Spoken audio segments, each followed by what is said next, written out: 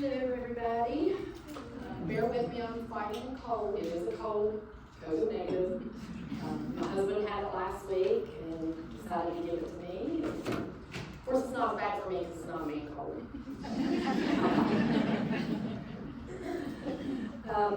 I'm going to talk about the basics of filing a claim, what happens when you file a claim, and how we approach the information that you give us, that kind of stuff. Feel free to ask questions as they come along. I know it's a lot of information to give you guys, so don't get overwhelmed. You're going to get written copies of all this information, but we are always here to answer questions that you might have. So feel free to reach out anytime you have a question about anything. We are in this together. We are your partners with workers' comp. Don't feel like we're the enemy or that you have to hide something from us if something happens.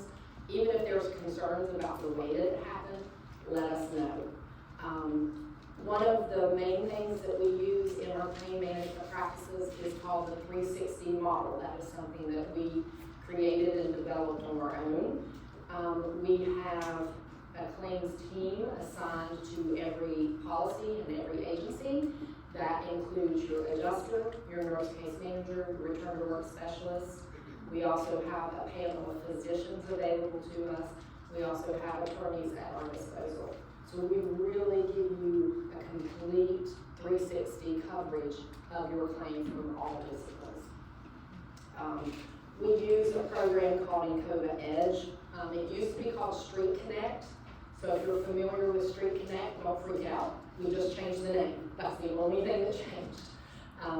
That's what you're going to use for claim reporting, different policy navigation type things.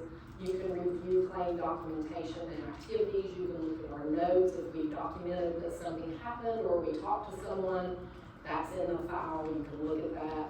You can see a lot of the documents that are in the file as far as medical reports, updated off work slips, anything that we have, unless it's marked internal. We will mark some things internal that you all won't see if it's protected medical information that has nothing to do with the claim, but we got it in error. A lot of times, providers will send us stuff that really don't have anything to do with the claim. We'll mark that internal so you all don't have access. But everything else, anything that's related to the claim, you're going to have access to it. We're going to talk about the importance of prompt reporting. I'm going to go over again some of the things that we need for you to file claims and some of the things that we don't need. You can file a claim even if you don't have all the information. We're going to talk about our Stay at Work program and the effects on claim costs. Return to work is a big driver of cost of claims, so we're going to talk about that quite a bit today. So, what do you do when you or your employee get injured? What's the first thing you do? I always say the first thing you do is make sure you get them taken care of as far as who do they need to see. Can it be first aid on site? Do they need to go to emergency care? Is it severe enough you need to call an ambulance? You know, do those things first. But the next thing you need to do is talk about, here's what you do, get your claim filed with workers' comp. You give them the injury kit. Your HR departments should have injury kits put together already. That will include a lot of the paperwork that's required for the claim. It also has some informational stuff in it to explain things to people. Here's what you do, here's what this is for, here's how you fill this out. Give that to the injured worker the minute that they say they've had an injury and they need to file a claim, because it has all the paperwork in it. They can then seek medical treatment. They take that kit with them. There are some things in the kit that the doctor doesn't need, but they can go through the kit and see what's what and see what they need to give to the doctor, or what do they need to give to any other provider that they see. We do have a PPO network. This was brought up earlier. I'm going to go over in the slides how to get access to our PPO network. So you can see what doctors are in it. I will say, luckily for us in West Virginia, almost everybody's in our network.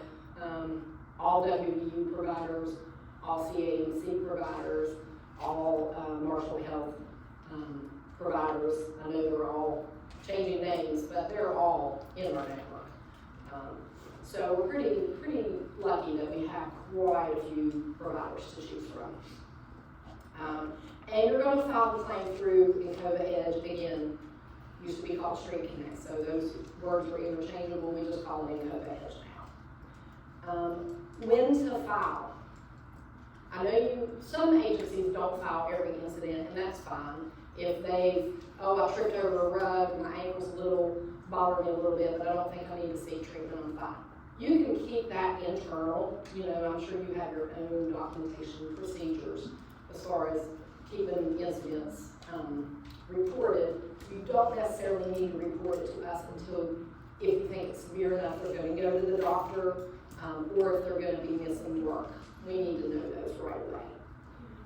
We require, or we want claims filed within 48 hours.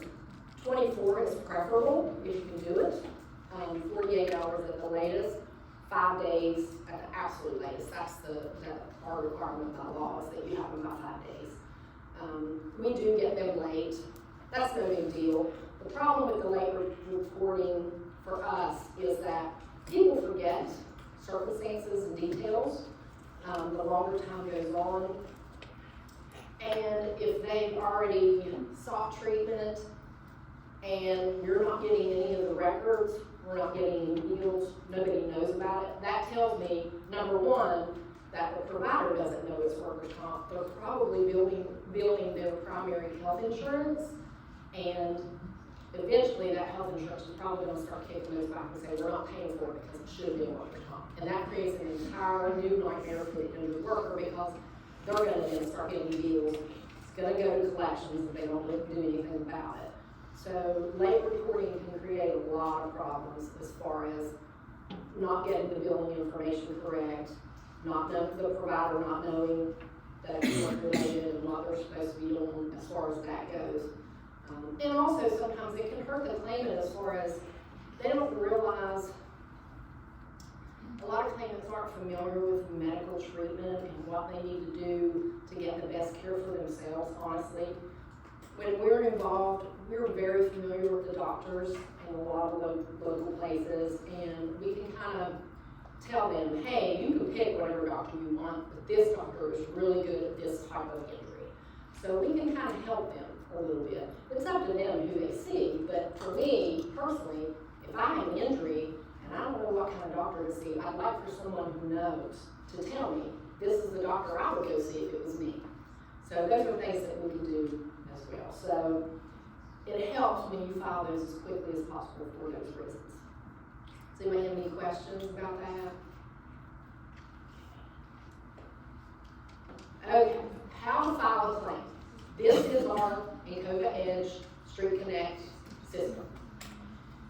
Juanita Wimmer will give you your access to this if you don't have it. She will give you all of your login information.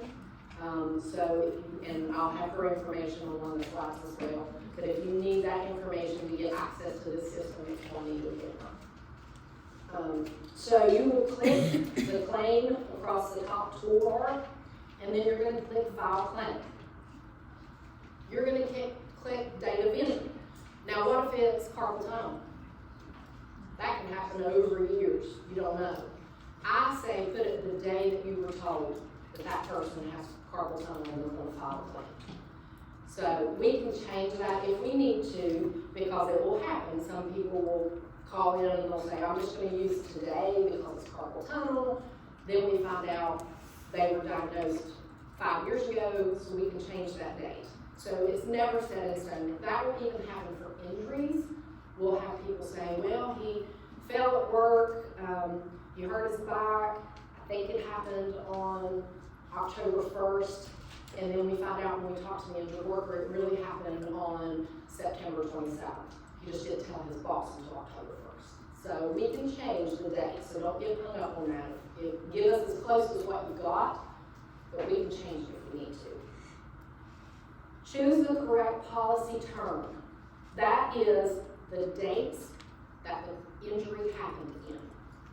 That's what you're going to click on. So with carpal tunnel, if they tell you, my carpal tunnel, I was diagnosed 2 years ago, and that's what you're going to use as your filing information, you're going to click the policy term from 2 years ago. Again, that's something we can fix if we have to. If you're not sure, we'll fix that. But you need to click a valid policy term. And your primary work location. This should only give you one choice. This is what's called your SWIPE code. It's going to come up under state agencies. That's your umbrella. And then once you get your SWIPE code, which is your reporting location, you're going to get more drop downs as you go. So you'll have like state agency, then you'll have THHR, then you'll have Department of Children and Family Services. It's going to kind of narrow it down based on your answer from the previous question. Try to get those right as much as you can. Again, Juanita member will give you your site code if you don't know it. She will give you that. We want those to be correct because that's how that agency gets charged for that claim. That's how Tom looks at them to say, hey, we're seeing a lot of claims come from this one agency. We need to get out there, see what's going on. If everything's going to the wrong agency, it's very hard for them to track that. It's also difficult for them to look at the email for that agency and the premium level for that agency if we don't have an accurate picture of what claims are being charged to them. Again, that's something we can change. If you give us the wrong one and then you find out, or if you just flat don't know it, we can kind of figure it out for you. We know a lot of them. But that's something that we can correct on the back end as well. So don't get hung up so much on, oh, I don't know all these codes, I don't know the site code, I don't know this, I don't know that. We can help walk you through that to figure it out. And if we absolutely can't figure it out, I can reach out to Juanita and try to get it so I can fix it on the back end. Once you get your site code in there, you're going to click submit. It's then going to bring up all the claim information. And that's most of what we need. You're going to be able to put there. It's going to be the claimant's name, their address, date of birth, social security number, date of injury, description of the event, what happened, what body part is injured, is it the right ankle? Please remember if it's the eye, tell me which eye, right or left. If it's a hand, right or left, if you know, put that in there. The information that we absolutely have to get a claim started is their name, date of birth, address, social security number. If you don't have those four things, that's fine. We can put in dummy information and fix it, but that is required information for any claim. So if you have it, make sure you get that to us, but don't hold up filing a claim because you don't know his date of birth. We'll figure it out on the back end. And then just put in, like I said, the information as well as you know what happened, what body part is injured, where did they go for treatment. Make sure if there is a comment section, if it doesn't let you put it in where they sought treatment, if you put MedExpress in the comment section, make sure you put MedExpress South Charleston or MedExpress Clarksburg, because there are 5,000 MedExpresses, and if we don't know which one went to, it's very difficult for us to call and get those medical records. So give us an idea if you know. I just wanted to mention real quick, you were talking about that, about getting that information if you need it. That's the importance of that contact list I was talking about earlier, because a lot of times those adjusters will call me and say, I can't find this information, can you help me figure it out? My contact list is wrong, I'm not any help whatsoever to them. And that happens frequently where I'm like, I can't get a hold of anybody either. Right. And a lot of times, if you're the person calling it in, you may not be the contact person, that's fine. There's a place when you're reporting it that says, are you the contact person? You can put no, and then you can put the person's information as far as who that is. Do you have a question about there? If you know that an employee's been injured, but you don't know for sure if they went to the doctor or you can't get in contact, should you go ahead and put in an incident report? You can. You can go ahead and report it to us, and you can say that very thing. They had an incident, I'm not sure they're seeking medical treatment, but just want to be safe, I want to go ahead and get it reported. We will enter those as an incident only, and then we will just close them. They will never appear, it won't affect your email, it doesn't show up as a claim. If we then later get information that they did seek treatment, we will reopen it, set it as a medical claim, and then start the process to get that information. Any other questions? Sir? We used to use field offices. It's easier for the camera. We used to have site codes for our field offices. Is that no longer a thing? Do we just use our main site code or central? It should still be for the field offices, correct?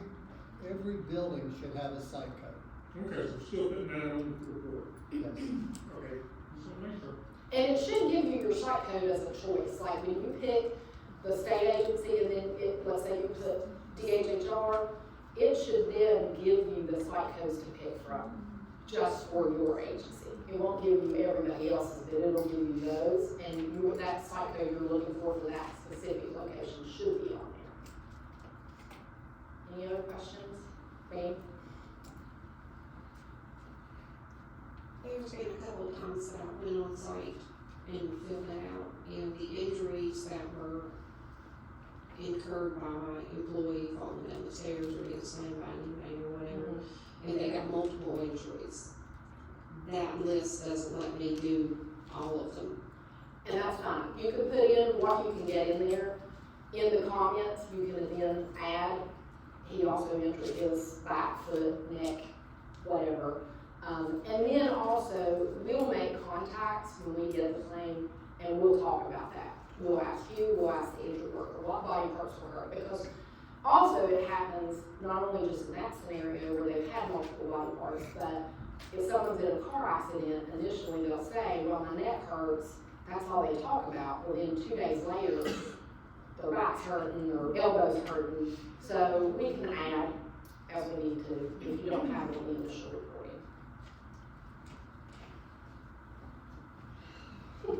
Share. Sorry, I'll be fast.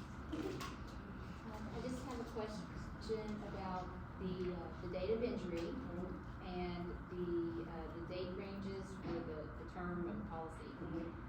You use carpal tunnel as an example. So let's say your employee comes in and says, I need to file a claim. I've had this for a while, and so you would just use that day's date as date of injury. That's what I recommend. I would use the date that you were made aware. Okay, so then they say, yeah, I was diagnosed 2 years ago.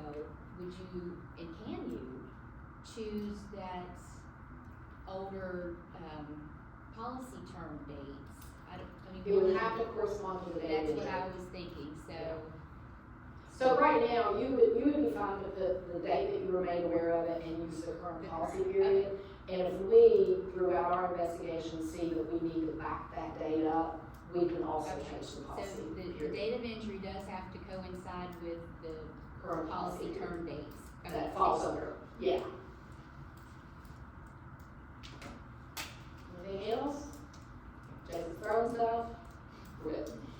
Okay, so you've got the claim filed. So what is gonna happen next? The claim comes in. Now sometimes there is a bit of a lag. It might be the next business day, especially if it's filed in the evening. The good thing about doing our Street Connect and Encova Edge is you can file 24/7. So you can do that at 11 o'clock at night if you need to. Claim's not gonna get actually entered into the system until the next business day. Claims adjuster will receive the claim, and then we're gonna review basically what you have submitted pretty quickly. You know, what type of injury is it? Are they working? Are they off work? Where did they go to the doctor? We're immediately going to contact that medical provider to try to get the records so we can see what's going on and what their plan of treatment is. We're going to contact you as the employer and say, hey, do you need to add anything to this? Has anything changed since you reported it? Is all this information correct? We're also going to contact the injured worker, same thing. You told your employer that this is what happened and here's what body part was hurt. Is that the only thing, is that the only thing you're seeking treatment for? You know, again, like with car accidents, has anything else cropped up now that you have complaints about that we need to talk about? We will also ask about previous injuries and what we call comorbidities. Those are medical conditions that may make the injury harder to recover from. We always ask, are you a smoker? Because smoking does cause injuries to delay in healing. And we always ask, are you diabetic? Same reason, because that can cause your injury to delay healing. And we need to know if you've had prior injuries to that same body part, because that also can make this injury harder to recover from. It doesn't mean you weren't injured, doesn't mean we're not going to pay the claim. It just means, hey, you've already got a bad back and you twist your back. Somebody else, they might bounce back within 2 or 3 days. It might take you a couple weeks. So those are all questions that we're going to ask. We may even talk to witnesses if we need to. That's not going to be every single claim. And we're not going to contact all parties on every single claim either. If you've reported it, you said that ran to Med Express, they got a couple stitches, they came right back to work, there's no question to it. You've given us everything we need, we've got the medical records. We're probably going to go ahead and take that claim and move on.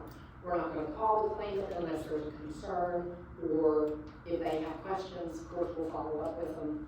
But these are always case-by-case basis on what we're going to do in each individual claim. We are going to look at the medical records to make sure it is compensable. One thing that a lot of people don't realize is just because it happened at work doesn't mean it's work-related.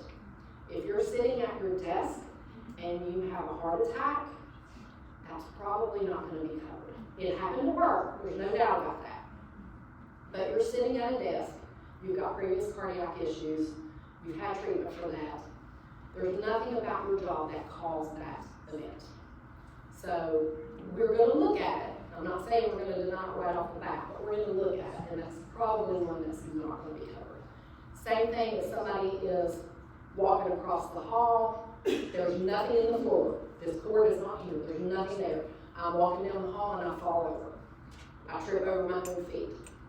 May not be covered because there was nothing about my job that caused that. Again, it's case by case, it's every single claim. We're always going to look at it. The least little piece of information may make that decision different. So we're going to look at every single claim and all the details of that claim. When we make compensability decisions, we will let all parties know. We send out a decision letter that tells you, hey, this is covered or it's not covered. If it's covered, here's what we're going to do going forward. If it's not covered, here's what your options are as far as protesting that or the claim can close at that point. So let's say the claim is compensable and we're covering it. What do we do next? How does the life of the claim go? Your adjuster is going to maintain contact with the injured worker. Now, as the employer, we're probably not going to contact you a whole lot because, again, you have access to our entire file through Encova Edge, so you can see everything that's going on. We may keep you updated if there's a major change in the claim or we feel like there's something impacting the claim. Just to give you an explanation as to, hey, they're not going to come back to work because this is going on, so we're going to have to give them a little more time. Just wanted to keep you in the loop to let you know. But we are going to stay in contact with that injured worker, again, because a lot of the times, injured workers don't know how this works. They've never been injured before, let's hope. They're not professional injured workers. So they don't know how everything works. So we try to stay in contact with them and say, hey, when you go to your doctor, remind them every time, it's workers' comp, remind them that they need these papers filled out. I know you guys have some paperwork from your standpoint that have to be filled out. A lot of the information that's on your forms is exactly what I need, so I will accept your forms. I don't have to have my forms. As long as I get the information I need, I'll take it any way I can get it. It can just be in the medical record, and I'm good with that. But we just have to make sure we keep the information flowing so we know what's going on. We will process authorizations and denials as needed. There's a lot of things in West Virginia that don't require authorization. The first MRI doesn't need authorization. The additional physical therapy for the compensable body part doesn't need authorization. But I will tell you, the providers most of the time won't do it until they get an authorization because they want to make sure they're going to get paid. And that's fine. But that's why, again, we need to know these appointments or this request is coming in so we can stay on the ball and get that stuff authorized to keep claims. We will look to see if TTD is gonna be paid. That is for wage replacement if they're gonna be doing work. TTD is paid at 66 2/3% of their average weekly wage. There is a state minimum and a state maximum, and this is set by state. Most state of West Virginia employees can choose sick leave to get their full wages, or they can have us pay them TTD. We need an election of options form to tell us which they are picking. That election of options form is a state employer form. It is not an Encova form, so you guys have that form and you have to give that to your employee.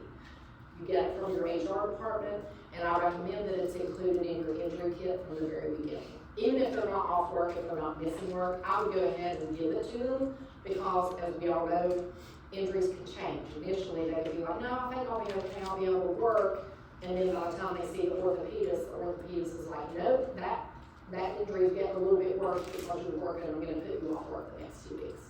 So I would say go ahead and get that form to them. Does anybody have questions about the election of options form? If they don't return the form, does it just default to their sick leave? That's it. Yes. Hold on, let me say. Oh, sorry. If the injured worker does not return that form, it defaults to their regular paid leave. It does. Appropriate paid leave. It does. We have to have the form in order for us to pay them. If we don't have it, we will set up the days that they're missing. We will track them. But they will get a letter that says, we have notification that you're off work from this work time to this time, but because you're using your sick leave, you will not be getting a check from Encova. So that kind of puts them on notice that you're using your sick leave. If you don't want to, you need to get us that form. But the form, like I said, they have to get it from you all. We don't have that form because it's not our form. The difference between the TTD and the sick leave, obviously sick leave is paid at full wages. TTD is 66 2/3%. However, TTD is not taxed and it's never taxed. So sometimes that offsets it. So it's really up to the employee which way they want to go. I do tell them though that even if you elect for us to pay you, you still have to pay your insurance premiums and anything else that comes out of your check. So they have to bear all that in mind. And again, that can be a decision they don't have to make on the fly. They initially can say, oh, I want to use my sick leave, and then if they say they're going to be off for 2 or 3 weeks, well, I don't want to burn my sick leave up, I'd rather have you all pay me. They can switch it then, they can send that form in, I can back it up to the first day that they missed and pay them. Vice versa, if they have us pay them, they want to use their sick leave, we can switch it then. You're allowed to switch it one time in the life of the claim. We will sometimes let them switch it more than that, but we will not let people flip-flop because it creates such a havoc with finance on your end and our end as far as keeping track of who's getting paid. So that's something you need to let them know as well. And we do talk to them about this. I just have to be very careful about how we direct them because it's not our form and it's not our policy. So, but they can switch it if they need to within the claim. We may assign a qualified rehabilitation professional, which we call QRP for short. Field case manager is sometimes a term I use because people don't know what QRP means. A field case manager, QRP, is a person that will attend appointments with them. They will go to doctor's appointments. They will go sometimes to the physical therapy facility. We will do this for several reasons. Just because we assign a QRP does not mean that that claimant is in trouble. Doesn't mean they've done anything wrong. We do, unfortunately, have some medical providers who will not send us records, even though they're required to, even though they signed the agreement to be a workers' compensation provider that says that they have to send us the records, they will not send them. So sometimes we will assign that person to go just to get the paperwork filled out and get the records to us. We will also do it if we see there's some confusion on return to work. This was one point I wanted to bring up is if you guys have light duty available, or even if you don't think that you do, tell your employees, always ask your doctor if you can work light duty. and get specific restrictions. Because they may actually come back and say to you, well, I can do everything except lift a 50-pound box. You might be able to accommodate that. You have to kind of think about those things. Light duty doesn't mean they have to sit in a chair in a corner and do nothing. It just means we have to accommodate for their injury for a short period of time. So always talk to your employees about that. I have a lot, especially DOH, they'll say, the guys will say, there's never light duty for me. I'm not even talking to my doctor about it. We don't know that for sure. Ask. You have to ask about the light duty.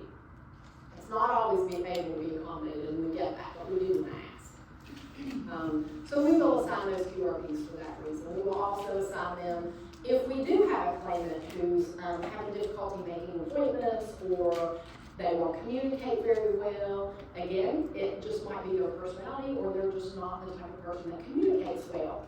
We will send a field worker with them to appointments to make sure everybody understands what's going on.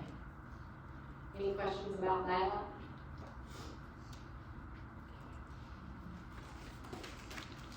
The preferred provider network, we give. All injured workers have to select a provider that's part of our provider network. They have to stay within the network. That being said, if you've got people that are in a very rural area, there is no one in the network in their area, I'm okay with letting them treat off the network. The only problem that can bring up is the provider may not be familiar with how workers' comp works. They have to agree to accept our fee schedule, and if they're not familiar with it, they may not realize that it's a reduced rate. But those, again, are things that we can talk to and work through with them. So we do prefer that they use our provider network because it just makes things run a little bit smoother. It is an organization of doctors, hospitals, healthcare providers, physical therapists, occupational medicine doctors. I mean, everybody is in our network. We have chiropractors. The only thing that's not covered is experimental type stuff. We don't cover physicians that do holistic medicine only. That's just not something that's addressed under the network. We have them everywhere across the state, and again, they do understand how everything works. And they are sometimes a little bit better about comprehending the return to work aspect of it. The thing with workers' comp is we want these people to get better. We want them to get the appropriate treatment. We're not forcing them to go back to work before they're ready, but the goal is always to get them back to work. So that's something we need to stay on top of throughout the life of the claim. So, and if you make that apparent to your employees from the beginning, I don't want them to feel like they're being punished. Oh, you have to go back to work even though you're hurt. Or I don't want them to think that they have to work past what they're physically capable of. It's just, if you can work in any capacity, even while you're getting treatment, we need to stay on top of that. So that's what the network does. The way to do that is you go to our website, Encova.com. You click Submit a Claim. And this is a little cumbersome, I apologize. You click About. It'll bring up another screen. You click Workers' Compensation. Bring up another screen. Sum Point. Sum Point is the paper that the agency has written on, so that's why you're going to pick that one. And then you click PPO Network. It's then going to bring that up. And you can put in provider name. You can put in provider specialty. You can just put in a zip code or a city. It will pull up the providers that are in our network in that area. Again, I will say every WVU provider, every Marshall Health, CMC, Vandalia Health, I think all the other different, the big ones, they're all in there. All the Med Expresses are, they are all in our network. So there's usually no shortage. The problem you have with PPO providers is if somebody wants to see their primary care doctor, which that's fine, they can, but their primary care doctor has to make sure that they agree that they're treating under workers' comp now and they are going to accept our fee schedule. And that's a conversation that we as Encova will have with the injured worker if we need to. Okay. Any questions about that, Tom? Do you have any PPOs out of state? We do have some providers, especially in the borders, that are in our PPO network. for the state of West Virginia, even though they're in another state. So we have a lot of those that are. And we do have, they don't technically call them PPO networks in other states, but we have providers that have already agreed to accept our fee schedule. So they're technically in our network, even though they're not network providers. And usually if the injured worker has somebody specific in mind, if they just call and ask, hey, I want to see this doctor, are they okay? Most of them we're familiar enough with, we can tell you right off the bat, yes or no. Or I can look it up, or I can call that facility and say, hey, you guys accept West Virginia workers' comp fee schedule. If they do, I'm good with that. Any other questions? Okay, so prompt reporting, we talked about this a little bit. The reason why we want the claim as quickly as possible is because it helps us manage that claim a lot better. And when we talk about managing the claim, it's not just pushing things along or trying to get the person back to work. It's helping them get treatment with the right medical provider, making sure the benefits are updated, timely. I don't know about you guys, but if my check was 2 or 3 weeks late, I'd be in trouble already. So we want to make sure that if we need to pay them money or we need to get things set up for them, we'll get that done as quickly as possible. It does ultimately reduce the overall claim cost because when we're involved early and we can get them to the right provider for the right treatment, they recover quicker, they're easier to get back to work, they're quicker to get back to work, it reduces the claims cost tremendously.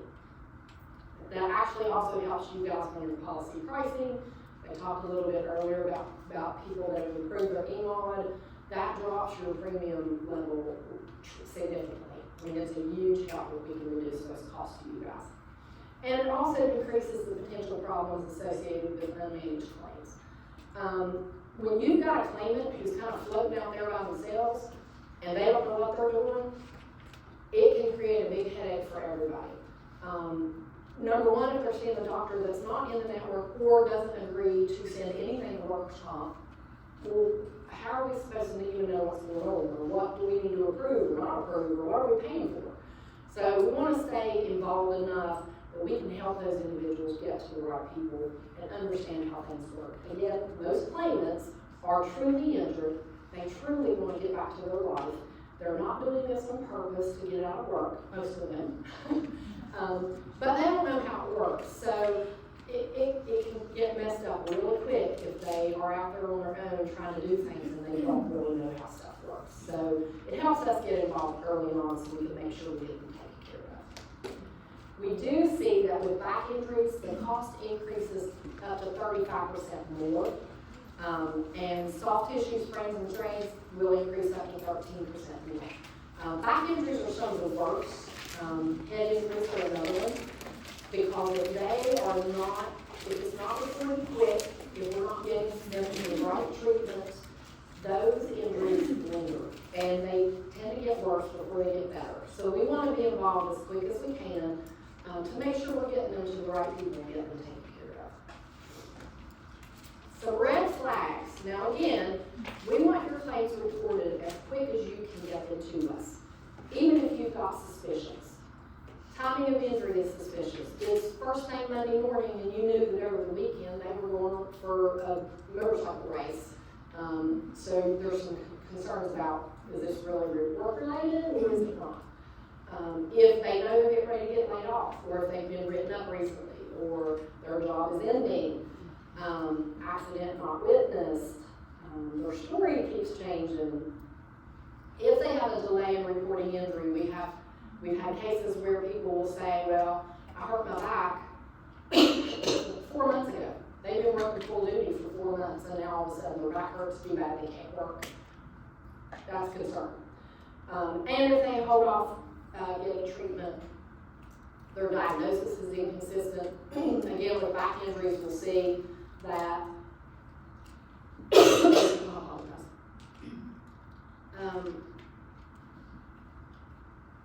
we won't get sprain strain as the diagnosis mostly we'll get is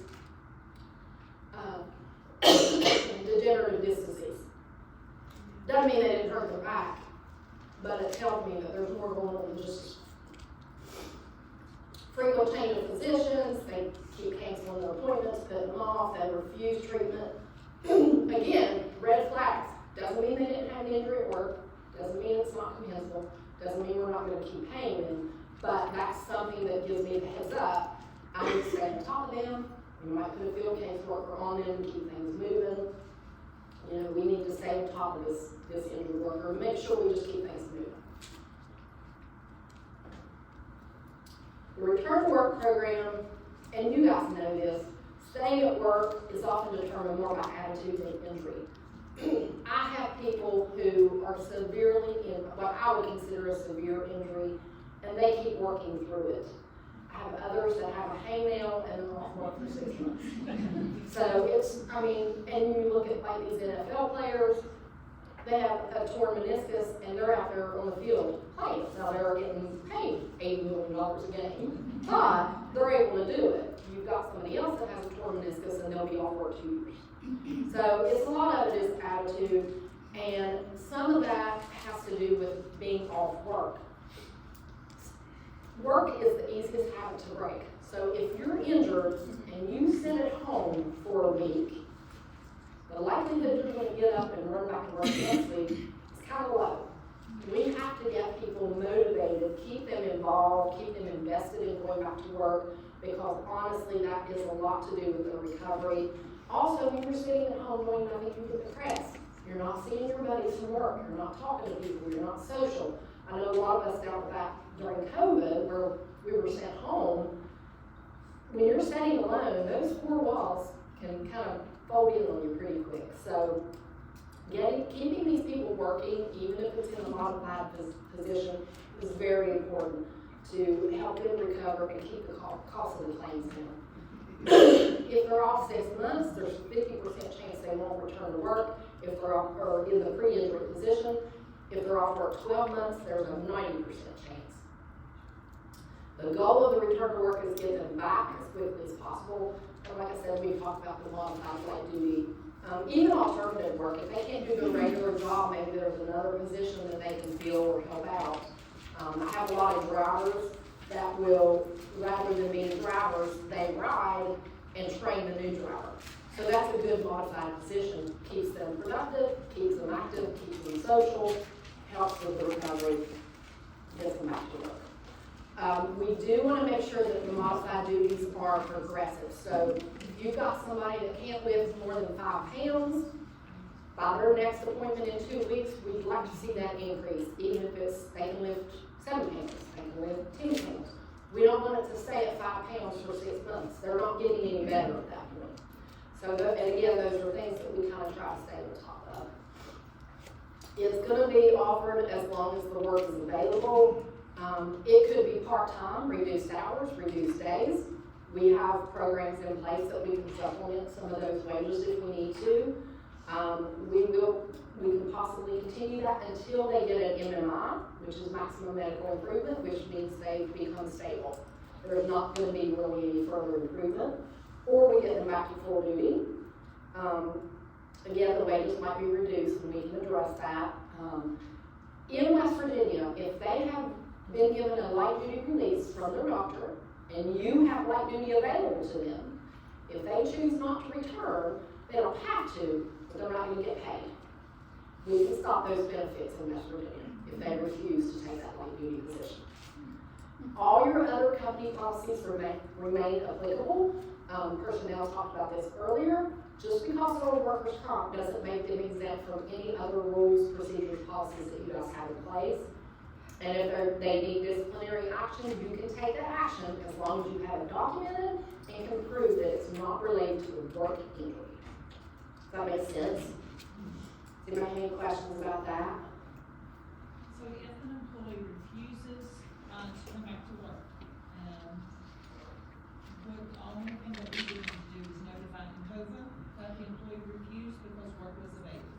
Yes, you need to let us know that you've offered them work. And what we would usually do, if you haven't already done it, until you send it to them by certified letter, we have this job available for you starting this day. You know, just kind of outline what it is. That way we have documented in writing that they've refused to return, and then we can stop those off-work benefits. It doesn't mean their claim stops, we will still have to cover their medical treatment, but it does stop their lost wages. And a lot of times that's the motivation to get them recovered and back to work a lot quicker. Now, as far as how you would address that as an employee, you'd have to talk to your personnel department about that, because that's not something that we handle.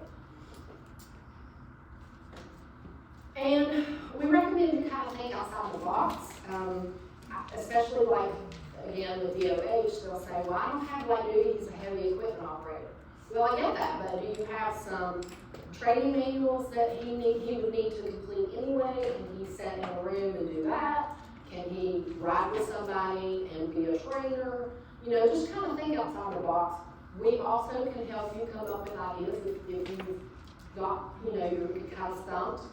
You can contact us and say, hey, I'd like to get them back to work, but I'm not sure what we can have them do. And we can talk that through.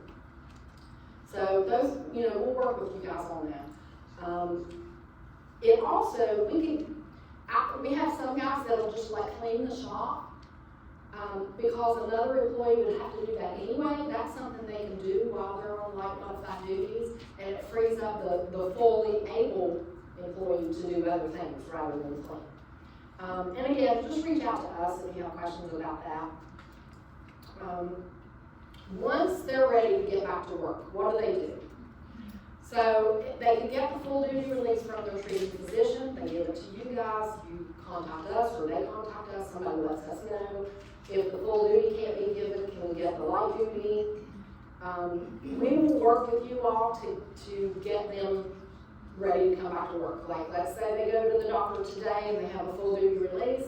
I would immediately contact you and say, hey, John Smith came today, he's got a full duty release, he'll be ready to be back on the schedule tomorrow. So we'll get that moving, make sure we can get that taken care of as quick as possible. If it's reduced hours or pay, we'll set up what's called vocational rehab plans, because we can supplement those wages.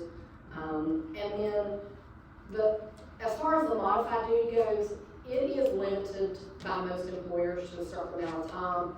There's no limit as far as Encova goes. They can stay on light duty till the end of time. There's nothing in statute that says it's limited. I know that's not, that wouldn't work for employers, so it's up to you all to set what length of time you would allow somebody to work light duty.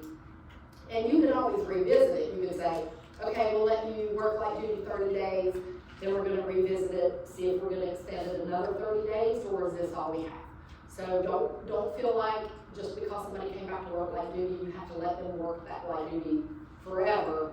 We want it to progress. We eventually want them to full duty anyway, but it is something you can keep revisiting. And also, for the injured worker, just because they come back to work light duty doesn't mean their claim stops. A lot of them have that fear that they think, well, if I go back to work, you're not gonna pay for my treatment anymore. That doesn't happen. You can work and still have your treatment. Just because you go back to work doesn't stop that.